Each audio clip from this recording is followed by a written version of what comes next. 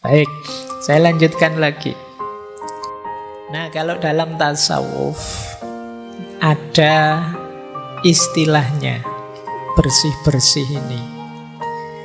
Biasanya pakai istilah tazkiyatun nafs tadi. Saya melihat ada beda-beda istilah proses tazkiyatun nafs ini, tapi arahnya sama. Kalau Imam Ghazali pakai istilah toharatun nafs, yang dilanjutkan imaratun nafs, dan puncaknya adalah nafs mutmainnah. Toharatun nafs itu membersihkan jiwa.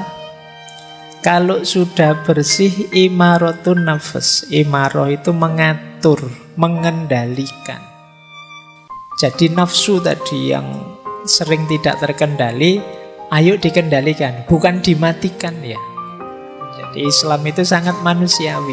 Kendalikan, makan ya, tapi harus tahu kapan berhenti. Jadi toharatun nafs, imaratun nafs. Kalau kita bisa imaratun nafs, termasuk mengendalikan keinginan, insya Allah akan lahir nafs yang mutmainnah, jiwa yang tenang. Nah, ini rumus pertama, versinya Imam Ghazali. Jadi dibersihkan, dikendalikan, akhirnya tenang. Beda lagi rumusnya Muhammad Abduh, pembaharu dari Mesir. Kalau beliau rumusnya istilahnya agak berbeda. Kata Abduh, yang pertama adalah tarbiyatun nafs. Tarbiyatun nafs itu mendidik jiwa. Jiwa kita itu liar, harus dijinakkan, dididik. Caranya dengan pembiasaan.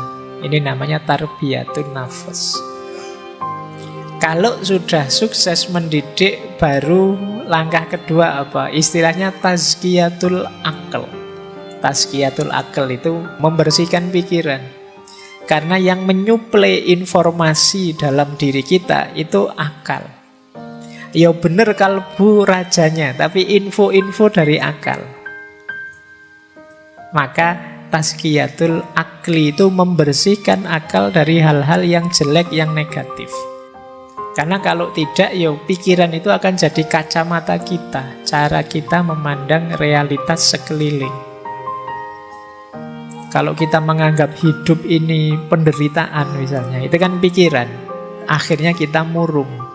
Tapi kalau kita menganggap hidup ini anugerah, kita pun ceria.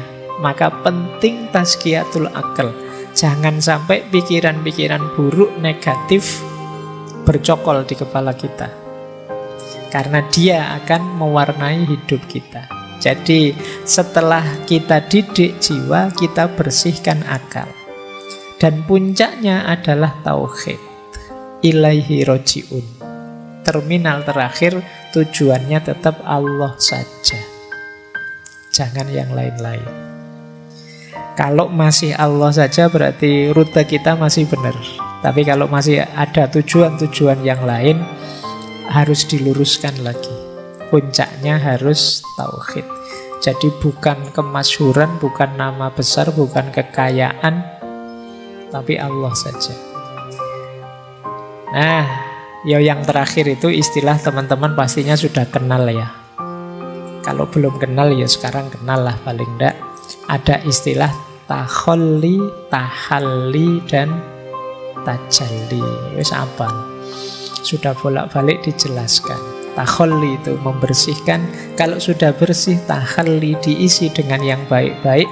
Kalau jiwa kita terbiasa dengan yang baik-baik, maka dia akan tajalli, menyaksikan yang hakiki dalam hidup dan tidak lagi tergoda oleh hal-hal artifisial. Tidak mudah terdistraksi, tidak mudah tergoda. Jiwa yang sudah bertajalli itu ya dia akan fokus hanya pada Allah saja.